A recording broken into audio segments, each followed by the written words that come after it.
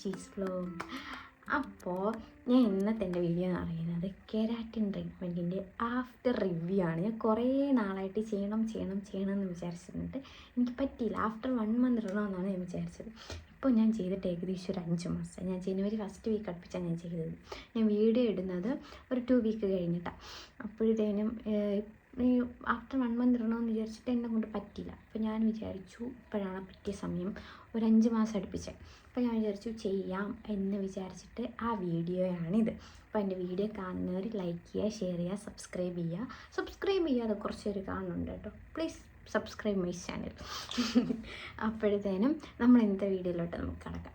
അപ്പോൾ ഞാൻ ചെയ്തിട്ടിപ്പോൾ 5 മന്തായിട്ടും എനിക്ക് സ്ട്രക്ചറിന് വലിയ മാറ്റമൊന്നും എനിക്ക് തോന്നുന്നില്ല. കാര്യം ഇതാണ് എൻ്റെ മുടി. സ്ട്രക്ചറിന് വലിയ മാറ്റവും കാര്യങ്ങളൊന്നും തോന്നില്ല. എൻ്റെത് ഭയങ്കരമായ കേളി ആയിട്ടുള്ളൊരു ഹെയർ അല്ലായിരുന്നു, ജസ്റ്റ് വേവി ആയിട്ടുള്ളൊരു ഹെയർ ആയിരുന്നു.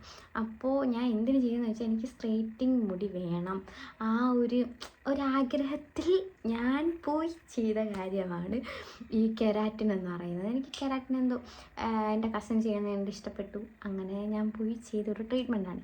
ഈ കെരാറ്റിൻ ട്രീറ്റ്മെൻറ്റ് എന്ന് പറയുന്നത് ഒരു പ്രോട്ടീൻ ട്രീറ്റ്മെൻറ്റാണ്. നമ്മളെ ഹെയറിന് നമ്മൾ കൊടുക്കുന്ന ഒരു പ്രോട്ടീൻ ട്രീറ്റ്മെൻറ്റ് മാത്രമാണ് ഈ കെരാറ്റിൻ. പേഴ്സണലി എൻ്റെ അടുത്ത് കുറേ പേര് വന്നിട്ട് എന്നോട് ചോദിച്ചു, മക്കളെ മുടി പൊഴിച്ചിൽ കുറവുണ്ടാ, നീ എന്ത് ചെയ്ത മുടി പൊഴിയണോണ്ടാ ചെയ്തതെന്നൊക്കെ. ഒരിക്കലും നമ്മളെ മുടി പൊഴിയുന്നോണ്ട് ചെയ്യുന്ന ട്രീറ്റ്മെൻ്റ് അല്ല ഈ കെരാറ്റിൻ എന്ന് പറയുന്നത്. ഇതൊരു പ്രോട്ടീൻ ട്രീറ്റ്മെൻറ്റാണ്. അപ്പോൾ ഇതെല്ലാവരും ചെയ്യാൻ പോകുന്നവരെല്ലാവരും ഇത് മൈൻഡ് വെച്ച് നമ്മളെ മുടി പൊഴിയും എന്ന് വിചാരിച്ച് മുടി പൊഴിച്ചിൽ മാറാനുള്ള ട്രീറ്റ്മെൻറ്റായിട്ട് വിചാരിച്ച് ഇത് പോയി ആരും ചെയ്യരുത്. പിന്നെ എനിക്ക് മുടി പൊഴിഞ്ഞോ എന്ന് ചോദിച്ചാൽ എനിക്ക് മുടി പൊഴിഞ്ഞ്, അതെൻ്റെ ആഫ്റ്റർ കെയറിൻ്റെ ഗുണം കൊണ്ടിട്ടാണ് എൻ്റെ മുടി എനിക്ക് പൊഴിഞ്ഞത്. അപ്പോൾ ഈ ഭയങ്കരമായിട്ട് മുടി പൊഴിയെന്ന് പറയുമ്പോൾ എനിക്ക് ഭയങ്കര സങ്കടമായി, അയ്യോ എൻ്റെ മുടിയെല്ലാം പോകുന്നല്ലോ എന്ന്. പിന്നെ ഞാൻ കറക്റ്റ് എൻ്റെ ആഫ്റ്റർ കെയറൊക്കെ നല്ല രീതിയിൽ ചെയ്യാൻ തുടങ്ങിയപ്പോഴത്തേനും എനിക്ക് വേറെ കുഴപ്പവും കാര്യങ്ങളൊന്നും വന്നില്ല. ഞാൻ ചെയ്തിട്ട് ഇന്നേക്ക് 5 മാസമായെങ്കിലും എൻ്റെ മുടി ഇവിടെ പൊടിച്ച് വരുന്നിടത്തുള്ള മാത്രമേ ഈ വേവി ആയിട്ടുള്ളൂ. കണ്ടോ, ഈ ഒരു വേവ്നെസ് എൻ്റെ ഹെയറിനുള്ളൂ. അപ്പോൾ ഈ ഒരു വേവ് വേറെ വൃത്തികേടായിട്ടൊന്നുമില്ല. അതാ ജസ്റ്റ് ഈ പൊടിച്ച് വരുന്ന മുടി മാത്രമേ വേവി ആയിട്ട് വരുന്നത്. ഇതൊരു പെർമനൻറ്റ് ഹെയർ ട്രീറ്റ്മെൻ്റ് അല്ല ഈ കെരാറ്റിൻ എന്ന് പറയുന്നത്. 4 to 5 മന്ത് വരെയാണ് അവരെൻ്റെ അടുക്ക പറഞ്ഞിരുന്ന ഒരു ഡ്യൂറേഷൻ. എനിക്കിപ്പോൾ 5 മന്തായിട്ട് വലിയ വ്യത്യാസമൊന്നുമില്ല. ഞാൻ എന്തായാലും നല്ല രീതിയിൽ വന്നിട്ട് ഞാൻ ഇനി അടുത്ത് ചെയ്യുന്നുള്ളൂ എന്ന പ്ലാനിലാണ് ഇരിക്കുന്നത്. ഈ ജസ്റ്റ് ഒരു വേവി മാത്രമേ എനിക്കുള്ളൂ. ഭയങ്കരമായിട്ട് കേളി ഹെയർ ഉള്ളവർക്ക് ചിലപ്പോൾ അത് കേളായിട്ട് വരും. എനിക്ക് അങ്ങനെ അല്ലാത്തതുകൊണ്ടായിരിക്കാം മേ ബി ഇങ്ങനെ വന്നത്. അത് കഴിഞ്ഞിട്ട് എനിക്ക് എത്ര ഇതിൻ്റെ റേറ്റായെന്ന് എല്ലാവരും ചോദിക്കുന്നത്. എനിക്കിതിന് എറൗണ്ട് ഹെയർ കട്ട് ഉൾപ്പെടെ എനിക്ക് ഒരു 5,000 അന്നായത്. ഒരു 5 മാസം മുന്നേ എനിക്കായത് ഒരു 5,000 ആയിരുന്നു. അവർ അത്യാവശ്യം നല്ല രീതിയിലുള്ള ട്രീറ്റ്മെൻറ്റും കാര്യങ്ങളൊക്കെ ആയിരുന്നു. എനിക്ക് ഭയങ്കരമായിട്ട് ഇഷ്ടപ്പെട്ട് അവിടെ പോയി ചെയ്തത്. അപ്പോൾ ഞാൻ ചെയ്യുന്നെങ്കിലും അവിടെ പോയായിരിക്കും ഞാൻ വീണ്ടും ചെയ്യുന്നത്. അപ്പോൾ ഇത് ചെയ്തതിന് ശേഷം എനിക്ക് പറ്റിയൊരു അബദ്ധം, അത് നിങ്ങൾക്ക് പറ്റാതിരിക്കാൻ വേണ്ടിയിട്ട് ഞാൻ പറഞ്ഞു തരാണ്. ചെയ്ത് ഒരു 2-3 ദിവസം കഴിഞ്ഞപ്പോഴത്തേനും ഇത് എൻ്റെ തലയിൽ നിന്നും താര ഇങ്ങനെ പാട പോലെ വൃത്തിയുടെ, നമ്മൾ ഈ പാമ്പിൻ്റെ പുറത്തെ ഈ തൊലി ഇങ്ങനെയുള്ള പോത്തില്ലേ, അമ്മാതിരി രീതിയിൽ പാട പോലെ താര. ഈ വകുപ്പ് എടുക്കാൻ പറ്റില്ല നമുക്ക്, അമ്മാതിരി രീതിക്ക് എൻ്റെ തലയിൽ താരനെ.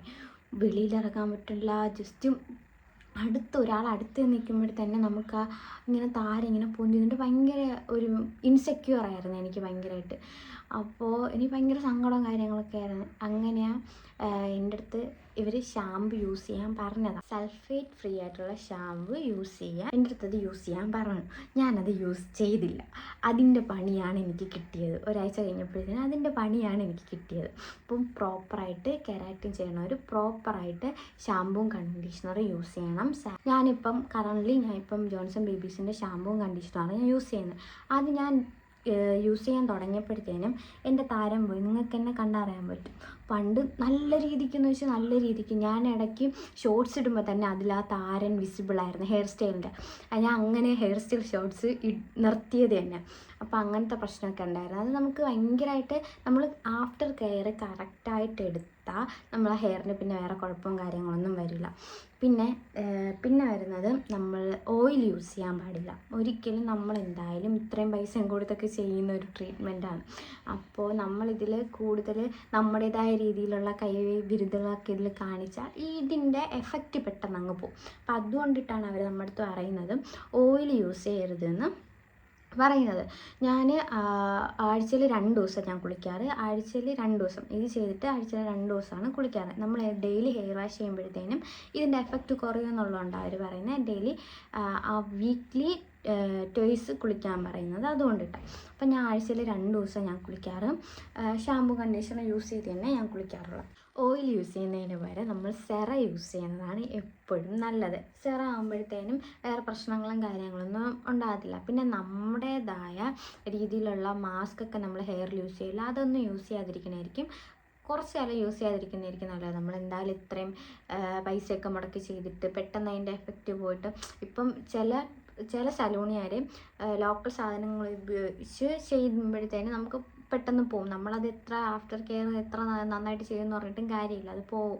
പക്ഷേ നമ്മൾ നോക്കി ഏത് നല്ല സലൂൺ നോക്കി സെലക്ട് ചെയ്ത് നല്ല പ്രോഡക്റ്റ് നോക്കി സെലക്ട് ചെയ്ത് ചില സലൂണിന് ആ ഓപ്ഷൻ ഉണ്ട് കേട്ടോ. അവർ നമ്മൾ ചോദിക്കും ഏത് പ്രോഡക്റ്റാണ് വേണ്ടതെന്നൊക്കെ ചോദിക്കും. അപ്പോൾ അതൊക്കെ നോക്കി സെലക്ട് ചെയ്ത് നമ്മുടെ ഹെയറാണ് അപ്പം നോക്കിയും കണ്ടും ചെയ്താൽ നമുക്ക് അത്യാവശ്യം നല്ല ഇതിൽ നിൽക്കുകയൊക്കെ ചെയ്യും. വേറെ കുഴപ്പവും കാര്യങ്ങളൊന്നുമില്ല. അപ്പോൾ നല്ല രീതിയിലൊന്ന് വളർന്ന് വന്നിട്ട് അടുത്ത് പോയി ചെയ്യാം എന്നുള്ളൊരു പ്ലാനിങ്ങിലാണ് ഞാൻ ഇരിക്കുന്നത്. പിന്നെ എൻ്റെ